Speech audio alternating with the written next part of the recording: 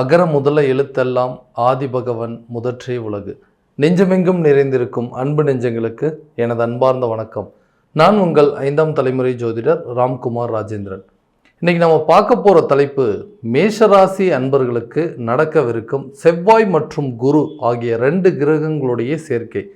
இந்த கிரகங்களுடைய சேர்க்கை 2ஆம் இடமான ரிஷப ராசியில் நடைபெறவிருக்குங்க. அதாவது குடும்பம், தனம், வாக்குஸ்தானத்தில் நடைபெறவிருக்கு.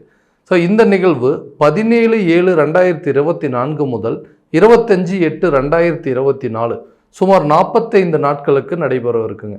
ஸோ இந்த நிகழ்வானது ஒரு அரிய வகை நிகழ்வு. சுமார் 12 ஆண்டுகளுக்கு பிறகு நடக்கவிருக்கும் இந்த அற்புதமான ஒரு கிரக சேர்க்கை மேஷராசி அன்பர்களுக்கு எந்த விதமான அற்புதத்தை கொடுக்க போகுதுன்னு பார்க்கலாம். ஸோ குரு பகவான் நவகிரகங்களின் மங்கள நாயகன் என்று அழைக்கக்கூடிய இந்த கிரகமானது ஒருவருக்கு செல்வம், செழிப்பு, குழந்தை பாக்கியம், அதிர்ஷ்டம் போன்ற அமைப்புகளை கொடுக்கக்கூடிய ஒரு கிரகம் என்று அழைக்கலாம். அதே போல செவ்வாய் பகவான் அங்காரகன் என்று அழைக்கக்கூடியவர், நவகிரகங்களின் தளபதி என்று அழைக்கக்கூடிய ஒரு கிரகம், நவகிரகங்களின் தளபதியாக திகழ்பவர் இந்த செவ்வாய் பகவான். ஸோ இந்த ஒரு மனிதனுக்கு தைரியம், தன்னம்பிக்கை, வலிமை மற்றும் விடாமுயற்சி போன்ற தன்மைகளை கொடுக்கக்கூடியவர். அதே போல இந்த செவ்வாய் பகவான் நிலம் மற்றும் கட்டிடம் சார்ந்த அமைப்புகளை, யோகங்களையும் கொடுக்கக்கூடிய ஒரு கிரகம் என்று அழைக்கலாங்க. இந்த 2 கிரகங்களுடைய சேர்க்கை மேஷராசி என்பவர்களுக்கு எந்த விதமான அற்புதங்கள் மற்றும் சிறப்புகள் கொடுக்க போகுது அப்படிங்கிறதை தெளிவாகவும் துல்லியமாகவும் இந்த காணொலியில் பார்க்கலாங்க. நம்ம சேனலை ஃபஸ்ட் டைம் பார்க்குறவங்க அதை சப்ஸ்கிரைப் பண்ணிக்கோங்க. பெல் பட்டனை கிளிக் பண்ணி ஆல் அப்படிங்கிற ஆப்ஷன் கொடுத்துக்கோங்க. ஸோ மேஷராசி அன்பர்கள் செவ்வாய் பகவானை அதிபதியாக கொண்டவர்கள், எந்த ஒரு காரியத்தையும் துணிச்சலாக செய்து முடிக்கக்கூடிய நபர்கள், தனக்கு ஒரு விஷயம் சரி அப்படின்னு பட்டுச்சுன்னா அதுக்கு எந்த எல்லைக்கும் போகக்கூடிய நபர்கள் அப்படின்னு சொல்லலாம். எப்போவுமே சுறுசுறுப்பாக இருக்கக்கூடிய நபர்கள், தன்கிட்ட ஒரு வேலையை ஒப்படைச்சாங்க அப்படின்னா எந்த காரணத்துலையும் அது தடை இல்லாமல், தாமதம் இல்லாமல் செய்து முடிக்கக்கூடிய நபர்கள் அப்படின்னா. ஸோ இந்த கிரக அமைப்புகள், இந்த ஒரு அதாவது நவகிரகங்களின் தளபதி, அதாவது செவ்வாய் பகவானை அதிபதியாக கொண்டவர்கள் எல்லா விஷயத்தையும் தனக்கு பின்னாடி இருக்கிறவங்கள தன்னை உழைப்பாளியாக உயர்த்தி காட்டணும் அப்படின்னு சொல்லி கடுமையான முயற்சிக்கு பிறகு எல்லா விஷயங்களையும் அடையக்கூடிய நபர்கள் அப்படின்னே சொல்லாங்க. எப்போவுமே எறும்பு போல் சுறுசுறுப்பாக இருப்பாங்க. ஸோ தன்னுடைய வேலைகள் எவ்வளோ விஷயங்கள் இருந்தாலும் அடுத்தவங்களுக்கு ஒரு உதவி அப்படின்னு கேட்டுட்டாங்கன்னா கண்டிப்பாக அதை செஞ்சு முடிக்கக்கூடிய நபர்கள், உதவி செய்யக்கூடிய ஒரு நபர்கள். ஸோ கடந்த காலகட்டங்களில் பார்த்தீங்க அப்படின்னா உங்களுடைய இந்த ராசி, அதாவது ஜென்மஸ்தானத்தில் குரு பகவான் அப்படிங்கிற சஞ்சாரம் பண்ணிட்டு தான். இந்த குரு மே மாதத்திற்கு பிறகு இந்த 2ஆம் இடமான ரிஷபராசிக்கு பயிற்சி அடைஞ்சார். ஸோ இந்த குரு பகவான் கடந்த காலகட்டங்களில் உங்களுடைய ராசி அதிபதிகள், அதாவது உங்களுடைய ராசியில் இருக்கும் பொழுது ராகு பகவானுடைய பிடியிலிருந்து சில கஷ்டமான சில சூழ்நிலைகள் அப்படிங்கிறது கொடுத்துருப்பாருங்க. எப்படின்னு கேட்டிங்கன்னா, ஏதாவது ஒரு விஷயம் பண்ணணும்னு நினச்சா மற்றவங்களை காட்டிலுக்கும் அதை மற்றவங்களுக்கு ஹெல்ப் பண்ணும்போது அது ஈஸியாக அந்த வேலை முடிஞ்சிருது. பட் தனக்குன்னு ஒரு விஷயத்தை செய்யும் பொழுது எல்லா விதமான தடைகள் அப்படிங்கிறது கொடுத்துட்டே இருக்குங்க. மற்றவங்களுக்கு செஞ்சால் சக்ஸஸ் ஆகுது, எனக்கு செஞ்சால் அது ஃபெயிலியர் ஆகுது. நான் ஐடியா கொடுத்தா அவங்களுக்கு ஒர்க் அவுட் ஆகுதுங்க, பட் அதே ஐடியாவை நான் ட்ரை பண்ணி முயற்சி பண்ணலாம் அப்படின்னு நினச்சா அது எந்த விதத்துலையுமே ஒரு சக்ஸஸ் அப்படிங்கிறதே இருக்க மாட்டேங்குது. என்னுடைய பேச்சை கேட்டவங்களாம் இன்றைக்கி நல்லா இருக்காங்க, ஆனால் என்னோடய நிலை இன்னும் அதே சூழலை தான் இருக்குது. எதனால் இந்த தடுமாற்றம், எதனால் இந்த மாற்றங்கள், ஏதாவது ஒன்று பண்ணி வாழ்க்கையில் முயற்சி பண்ணி வெற்றி பெறணும் அப்படின்னு சொல்லி எடுக்கக்கூடிய தடைகள் அனைத்துமே பார்த்திங்கன்னா ஒரு அடி மேலே வச்சா 4 அடி பின்னாடி வர மாதிரி ஒரு சூழ்நிலை அப்படிங்கிறது வந்துக்கிட்டே இருக்குங்க. தொழில் ஒன்று அப்படிங்கிறது ஒன்று ஆரம்பிக்கலாம், அந்த தொழிலில் ஒரு நல்ல மாற்றத்தை கொண்டு அதில் நல்ல ஒரு முன்னேற்றம் இருக்கணும் அப்படின்னு சொல்லி எடுக்கக்கூடிய முயற்சிகள் எல்லாமே தடையாகவே இருக்குது. ஸோ தொழில் ரீதியாகவும் தடை, பண ரீதியாகவும் சில பிரச்சனைகளை சந்திச்சாச்சுங்க. போகிற இடத்துல கரெக்டான ஒரு வேலை அப்படிங்கிறதே கிடைக்க மாட்டேங்குது. நிறைய இன்டர்வியூஸ் எல்லாம் அட்டன் பண்ணிகிட்டு இருந்துட்டேன். அந்த இன்டர்வியூஸ் அப்படிங்கிறது, அதே போல் படித்த படிப்புக்கு தகுந்த வேலை அப்படிங்கிறதே கிடைக்கல. எனக்கு பிடிக்காத சில துறையில் வேலை செய்யக்கூடிய சூழல் அப்படிங்கிறதெல்லாம் இருக்குது. எதுக்கெடுத்தாலும் வீட்டில் இதனால் சண்டை சச்சரவுகள், கரெக்டான ஸ்டேஜில் திருமணம் அப்படிங்கிறது நடக்கலை, குழந்தை பாக்கியத்தால் தடைன்னு சொல்லி நிறைய சிரமங்கள் அப்படிங்கிறது கொடுத்துருக்கும். ஸோ உதாரணமாக சொல்லப்போட்டால் இந்த தொழில் ரீதியாக இருக்கக்கூடிய சில தடைகள் அப்படின்னு சொல்லலாம். ஸோ நமக்கு கீழே வேலை செய்கிறவங்களோட நிலை நல்ல நிலையில் இருக்குங்க. ஸோ நம்மக்கிட்ட சம்பளம் வாங்குறவங்களுடைய சூழல் கூட நல்லபடியாக இருக்குது. ஆனால் சம்பளம் கொடுக்கக்கூடிய எஜமான், ஒரு ஓனரோ ஒரு முதலாளியாக இருந்துக்கிட்டு நம்மளுடைய வாழ்வாதாரம், நம்மளுடைய வாழ்க்கை தரம் அவங்களோட பின்தங்கி இருக்குது அப்படிங்கிறது தான் உண்மை. ஸோ இந்த நிலை எப்படி வந்தது, எதனால்? ஏன்னா நமக்கு கீழே இருக்கிறவங்களையும் நம்ம நல்லா பார்த்துக்கிறோம், ஆனால் நம்ம நிலை ஏன் இப்படி இருக்குது அப்படின்னு சொல்லி யோசித்து இதனால் சில சட்ட சிக்கல்கள் சந்திச்சிங்க. ஒரு ஒரு ஒரு கரெக்டான வேலையை செய்ய முடியாத ஒரு சூழல், இன்ட்ரெஸ்ட் இல்லாமல் போயிடுது, மனசு நிம்மதியே இல்லைங்க, எதுக்கெடுத்தாலும் குழப்பங்கள் போயிட்டே இருக்குது. யாருக்காக நம்ம உழைச்சிட்டு இருக்கோமோ, யாருக்காக கஷ்டப்பட்டுட்டு இருக்கோமோ அவங்களே நம்மளை புரிஞ்சிக்கலையே அப்படிங்கிற ஒரு சூழலை வெறுத்து வாழ்க்கையில் ஏன் நமக்கு இந்த நிலை. ஸோ இந்த மாதிரி எல்லாருமே நம்மளை வந்து தப்பாக நினைக்கக்கூடிய அளவுக்கு சில சூழல் அப்படிங்கிறது எதுக்கிடத்துல நம்ம கரெக்டாக தாங்க ஒரு வேலையை செய்கிறோம், ஆனால் அந்த வேலையில் என்னென்ன குறைகள் இருக்கிறோ அதை கண்டுபிடிச்சி மற்றவங்களாம் நம்மளை தேவையில்லாத ஒரு சூழல் அப்படிங்கிறது நம்மளை குற்றவாளியாக்கக்கூடிய ஒரு நிலை அப்படிங்கிறது வந்துருச்சு. அதே போல் பார்த்திங்கன்னா மற்றவங்க உறவினர்கள் மூலமாகவும் சரி, பெற்றவங்க மூலமாகவும் சரி, நமக்கு எந்த ஒரு பலனும் இல்லாத ஒரு நிலை அப்படிங்கிறது இருக்குது. ஏன்னா நம்மளுடைய நிலையை யாருமே புரிஞ்சிக்க மாட்டேங்கிறாங்க. நம்ம ஏன் இப்படி இருக்கோம், நம்ம இப்படி இருக்கிறதுக்கு காரணமே அவங்க தான் அப்படின்னு சொன்னால் அதே நிலையை அப்படியே திருப்பி நம்ம மேலே பழி போடுறாங்க. இல்லை, உன்னுடைய நிலை இப்படி இருக்கிறதுக்கு நீ உன்னுடைய அலட்சியம்தான் காரணம் அப்படின்னு சொல்கிறாங்க. எல்லா விதத்துலையும் நிறைய முயற்சி பண்ணிட்டு இருக்காங்க. ஆனால் அந்த முயற்சியில் எதுவுமே வெற்றி பெற மாட்டேங்குதுன்னு சொல்லக்கூடிய நபர்களுக்கு இந்த 2ஆம் இடமான இந்த குடும்பம், தனம், வாக்குறுதி ஸ்தானத்தில் வந்துட்டு இந்த 2 கிரகங்களுடைய சேர்க்கை சேரும் பொழுது குரு பகவான் எல்லா விதமான யோகங்கள், அதாவது செல்வம், செழிப்பு எல்லாத்தையும் கொடுக்கக்கூடியவர் அப்படின்னு. ஸோ நம்ம செய்யக்கூடிய தொழிலில் தேவையான ஒரு வருமானம், அதாவது நிலையான ஒரு வருமானத்தை ஏற்படுத்தி கொடுக்கக்கூடிய ஒரு கிரக அமைப்புகள் இந்த 2 கிரகங்களுடைய சேர்க்கையை உங்களுக்கு கண்டிப்பாக ஏற்படுத்தி கொடுக்கும். ஏன்னா தொழிலில் ஏதாவது ஒன்று பண்ணி அடுத்தடுத்த லெவலுக்கு கொண்டு போகணுங்க, கஷ்டப்படுறேன், நிறைய கஷ்டப்படுறேன், ஆனால் அந்த கஷ்டத்துக்கு உண்டான பலன்கள் அப்படிங்கிறது எனக்கு கிடைக்க மாட்டேங்குது. ரொம்ப ஹார்ட் ஒர்க் பண்ணுறேன், மற்றவங்க வேலை செய்கிறத விட மற்றவங்க அந்த அதில் வந்து காட்டுற இன்ட்ரெஸ்ட்டோட நான் ரொம்ப அதிகமாக காட்டுறேன், நிறைய ஆர்வங்கள் இருக்குது, பட் அந்த ஆர்வத்தில் எனக்கு பெரிய சப்போர்ட் கிடைக்க மாட்டேங்குது, பெற்றவங்களே என்னை நம்ப மாட்டேங்கிறாங்க, கூட இருக்கிறவங்க நண்பர்கள் என்னை யாருமே சரியாக வந்து மோட்டிவேஷன் அப்படிங்கிறது ஒன்று கொடுக்க மாட்டேங்கிறாங்க, இதெல்லாம் நீ பண்ணினா கண்டிப்பாக ஃபெயிலியர் தான் ஆகும், இது உனக்கு தேவையில்லாத வேலை அப்படின்னு சொல்லி என்னுடைய முயற்சிகளுக்கு தடைகள் அப்படிங்கிறது போட்டுகிட்டே இருக்காங்க. ஸோ அதனால் என்னால் தொழிலை சரியான விதத்தில் நடத்த முடியாத நிலை இருக்குன்னு சொல்லக்கூடியவர்களுக்கு இந்த கிரகங்களுடைய சேர்க்கை தொழில் ரீதியாக நிச்சயமாக ஒரு நல்ல முன்னேற்ற வழிகள் அப்படிங்கிறது ஏற்படுத்துங்க.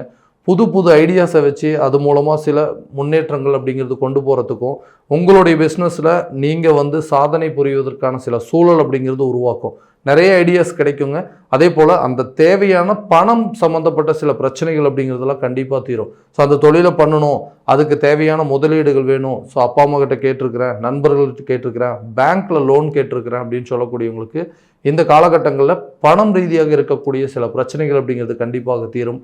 அதே போல் வேலைக்கு முயற்சி செஞ்சிட்டு இருக்கிறவங்க, ரொம்ப வருஷமாக வேலை தேடிட்டே இருக்கேங்க, நான் அந்த இன்டர்வியூஸ் எல்லாம் நிறைய அட்டன் பண்ணிட்டேன், எனக்கு எந்த ஒரு இன்டர்வியூஸுமே வந்து சரியாக ஃபீட்பேக் அப்படிங்கிறது கிடைக்கல, எல்லாருமே மறுபடியும் கூப்பிட்றேன் அப்படின்னு தான் சொல்கிறாங்க. அதே நேரத்தில் நான் செய்யக்கூடிய வேலையில் எனக்கு சுத்தமாக இன்ட்ரெஸ்டே இல்லைங்க, ஏன்னா நான் பண்ணணும், நான் ஒர்க் பண்ணணும் அப்படின்னு நினச்சிட்டு இருந்ததெல்லாம் வேறு மாதிரி ஒரு சூழல், நான் வேறு மாதிரி, ஏன்னா நான் படித்த படிப்புக்கு தகுந்த வேலை அப்படிங்கிறது எனக்கு சரியாக அமையாததுனால ஏதோ கிடைச்ச வேலைக்கு போயிட்டு இருக்கக்கூடிய நிலை. அதே போல் ஒரே தொழிலில் ஒரே வேலையில் என்னால் வந்து நிலையாக இருக்க முடியல, ஏதாவது ஒரு காரணங்கள், ஏதாவது எனக்கு அதில் இன்ட்ரெஸ்ட் இல்லாமல் இருக்கிறது, அதே போல் அந்த வேலையை வந்து ஆர்வமாக இருந்துட்டு அந்த வேலையை கம்பல்சரி என்னால் செய்து முடிக்க முடியல, என்னுடைய டார்கெட்டை என்னால் அச்சீவ் பண்ண முடியல, எனக்கு அதில் சுத்தமாக டோட்டலாக இன்ட்ரெஸ்டே இல்லைங்க, நான் நினச்சி போன வேலை வேறு வழி இல்லாமல் இந்த வேலையில் சேர்ந்துட்டுருக்கேன், குடும்ப சூழ்நிலைகள், பண பிரச்சனை இதெல்லாம் இருந்ததுனால தான் இந்த வேலையில் நான் ஜாயின் பண்ணிட்டேன்னு சொல்லக்கூடிய நபர்களுக்கு கண்டிப்பாக ஒரு நல்ல சூழல் அப்படிங்கிறது உங்களுக்கு ஏற்படுங்க. ரொம்ப நாளைக்கு முன்னாடி அட்டன் பண்ண இன்டர்வியூஸ் கூட இந்த சான்சஸ் இந்த நேரத்தில் உங்களுக்கு கூப்பிட்டு ஓகே ஓப்பனிங்ஸ் இருக்குது அப்படின்னு சொல்லக்கூடிய நிலை அப்படிங்கிறது வருங்க. அடுத்ததாக அந்த வேலை எனக்கு இன்ட்ரெஸ்ட் இல்லை, எனக்கு பிடிச்ச துறையில் நான் வேலை செய்யணும்னு நினைக்கக்கூடிய நபர்களுக்கு இந்த காலகட்டங்களில் உங்களுக்கு தேவையான துறையை தேர்வு செய்வதற்கான சூழல் அப்படிங்கிறது உருவாகுங்க. வெளிநாடு சம்மந்தப்பட்ட சில யோகம், ஒரு சில ஜாப்ஸ் எல்லாம் ட்ரை பண்ணிகிட்டு இருக்கேன், அப்ராடில் போயிட்டு ஒர்க் பண்ணோம் அப்படின்னா இருக்கக்கூடிய பிரச்சனைகள் எல்லாம் தீந்துரும் அப்படின்னு சொல்லக்கூடிய நபர்களுக்கு அடுத்ததாக ஒரு துறையில் எக்ஸாம்ஸ் எழுதியிருக்கேங்க, நிறைய எக்ஸாம்ஸ் எல்லாம் கவர்மெண்ட் எக்ஸாம் எழுதியிருக்கேன், அதாவது இந்த போலீஸ் டிபார்ட்மெண்ட்டில் இல்லை டிஎன்பிசி இந்த மாதிரி எக்ஸாம்ஸ் எல்லாம் குரூப் எக்ஸாம்லாம் நிறைய எழுதியிருக்கேன், அந்த எக்ஸாம்ஸ் எனக்கு ஏதாவது ரிசல்ட் அப்படிங்கிறது கிடைக்குமானா இந்த கால சூழ்நிலைகளில் இந்த கல்வி ஸ்தானத்தில் நடக்கக்கூடிய இந்த 2 கிரகங்களுடைய அமைப்பு அபரிவிதமான ஒரு யோகம், அதாவது நீண்ட காலங்களுக்கு பிறகு நடக்கக்கூடிய ஒரு யோக காலமாக இருக்க போதுங்க. ரொம்ப நல்லா எக்ஸாம்ஸ் எல்லாம் எழுதியிருக்கேங்க, எனக்கு கண்டிப்பாக தெரியும், நான் வெயிட் பண்ணிகிட்ருக்கேன்னு சொல்லக்கூடிய நபர்களுக்கு இந்த காலகட்டங்களில் உங்களுக்கு அரசு சம்மந்தப்பட்ட சில அனுகூலங்கள் கிடைப்பதற்கான வாய்ப்புகள், அரசு துறையில் வேலை செஞ்சிட்ருக்கவங்களுக்கு டிரான்ஸ்ஃபர் மற்றும் ப்ரமோஷன் கிடைப்பதற்கான சூழல் அப்படிங்கிறது கண்டிப்பாக உருவாகும்.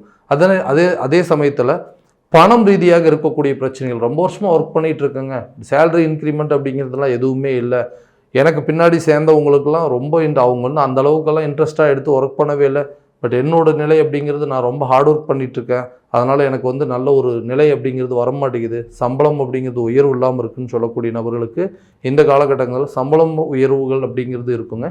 திருமண ரீதியாக எடுக்கக்கூடிய முயற்சிகள், இந்த செவ்வாய் அப்படிங்கக்கூடிய கிரகங்கள் திருமணம் சார்ந்த சில யோகத்தை உருவாக்கக்கூடிய கிரகங்க. ரொம்ப நாளாக திருமணம் நடக்காதவர்களுக்கு திருமணம் நடக்கக்கூடிய ஒரு யோகம், புத்திரர் சம்பந்தப்பட்ட பாக்கியங்களை உருவாக்கக்கூடிய ஒரு கிரகம்.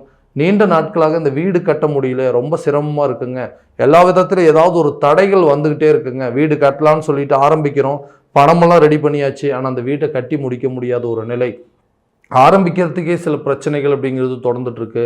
ஏதாவது ஒரு சூழ்நிலையில், அதாவது அந்த பணங்கள், அதாவது அப்ரூவல் சம்மந்தப்பட்ட சில பிரச்சனைகளோ, இல்லை இடத்த வந்து சரியாக வந்து பராமரிப்பு பண்ண முடியாமல், இல்லை ஆல்ட்ரு பண்ணக்கூடிய ஒரு நிலை அப்படிங்கிறது நடக்க மாட்டேங்குது அப்படின்னு சொல்லக்கூடிய நபர்களுக்கு இந்த வீடு கட்டி முடிக்கக்கூடிய யோக காலமாக இருக்க போது. அடுத்ததாக உடல் சம்மந்தப்பட்ட சில பாதிப்புகள் அப்படிங்கிறது கொடுக்குங்க. இந்த நேரத்தில் தேவையில்லாத விஷயங்களில் ஈடுபாடுகள், உடலை ஆரோக்கியமாக வைக்கக்கூடிய நிலை அப்படிங்கிறத ஏற்படுத்திக்கணுங்க. கணவன் மனைவிக்கிடையே சில இருக்கக்கூடிய கருத்து வேறுபாடுகள் சுத்தமாக அகழ்ந்து நல்ல ஒரு அண்டர்ஸ்டாண்டிங் ஏற்படும். அதாவது நல்ல ஒரு உறவு முறை அப்படிங்கிறது உருவாகுங்க. நல்ல அந்யோன்யம் ஏற்படக்கூடிய தருணமாக இருக்க போது. குழந்தைகளுடைய கல்வியில் நல்ல ஒரு மேன்மை அப்படிங்கிறது கொடுக்கக்கூடிய ஒரு காலகட்டமாக இருக்க போது இந்த 2 கிரகங்களுடைய சேர்க்கை. அடுத்தது அந்த வண்டி வாகனங்கள் வாங்குவதற்கான யோகம், கடனை அடைப்பதற்கான சில யோசனைகள் அப்படிங்கிறதெல்லாம் உங்களுக்கு நிச்சயமாக தோணுங்க. இந்த கிரகங்களுடைய அமைப்பு அப்படிங்கிறது இந்த செவ்வாய் நிலம் சம்பந்தப்பட்ட யோகங்கள் எல்லாத்தையுமே கொடுக்கும், கட்டிடம் சம்பந்தப்பட்ட யோகங்களை கொடுக்கக்கூடியது. 2ஆம் இடத்துல குடும்பம் மற்றும் தனஸ்தானத்தில் வந்து இந்த கிரகங்களுடைய சேர்க்கை இருக்கும் பொழுதுங்க, கண்டிப்பாக நீங்கள் வீடு கட்டி முடிப்பீங்க. அதே போல் ஒரு இடம் வாங்கக்கூடிய சில யோகங்கள் அப்படிங்கிறது உருவாகும். வண்டி வாகனங்கள் சம்மந்தப்பட்ட அனுகூலங்கள் அப்படிங்கிறது இருக்குங்க. குடும்பத்தில் தேவையில்லாத சில பிரச்சனைகள் இருக்குது, எதுக்கெடுத்தாலும் சண்டை போட்டுகிட்டே இருக்காங்க, மன நிம்மதியே இல்லை அப்படின்னு சொல்லக்கூடிய நபர்கள், மாமனார் மாமியார் மூலமாக சில பிரச்சனைகள், கணவர் வீட்டு சைட்லேருந்தோ இல்லை மனைவி வீட்டு சைட்லேருந்தோ ஏதாவது ஒரு மிஸ் அண்டர்ஸ்டாண்டிங் போயிட்டே இருக்குது அப்படின்னு சொல்லக்கூடிய நபர்களுக்கு இந்த 2 கிரகங்களுடைய சேர்க்கை அமைப்பு எல்லா விதமான பிரச்சனைகளையும் தீர்த்து கொடுக்கக்கூடிய ஒரு வாய்ப்பாக இருக்க போதுங்க. ஸோ இது வரைக்கும் நம்ம பார்த்ததெல்லாம் பார்த்திங்கன்னா கோச்சார பலன்கள் மட்டும்தான். இந்த பலன்கள் உங்களுக்கு நடக்குமா அப்படின்னா உங்களுடைய ஜனன ஜாதகத்தை முழுமையான விதத்தில் தெரிஞ்சுக்கிட்டு அதற்குண்டானபடி சில முயற்சிகள் எடுத்தீங்க, வீடு கட்டுறதுக்கோ வண்டி வாகனம் வாங்குறதுக்கோ, அதே போல் ஒரு இடம் சம்மந்தப்பட்ட யோகங்கள் இருக்கா, திருமணம் சம்மந்தப்பட்ட பாக்கியங்கள் இருக்கா அப்படிங்கிறதெல்லாம் முழுமையான விதத்தில் உங்களுடைய ஜாதக அமைப்பை தெரிஞ்சுக்கிட்டு அதற்குண்டானபடி சில முயற்சிகள் எடுத்திங்கன்னா எல்லா விதமான வெற்றிகள் அப்படிங்கிறது கண்டிப்பாக உங்களுக்கு கிடைக்குங்க. ஸோ உங்களுடைய ஜாதகம் எங்கிட்ட பார்க்கணும் அப்படின்னு ஆசைப்பட்டீங்கன்னா கீழே இருக்கிற நம்பருக்கு கான்டாக்ட் பண்ணி அப்பாயின்மெண்ட் ஃபிக்ஸ் பண்ணிக்கோங்க. அப்படி இல்லையா உங்களுடைய ஜாதகத்தை வாட்ஸ்அப் மூலமாக அனுப்பிச்சி வச்சிங்க அப்படின்னா தெளிவான முறையில் கணிச்சு துல்லியமான பலன்கள் அப்படிங்கிறது உங்களுக்கு தெரியப்படுத்தப்படுங்க.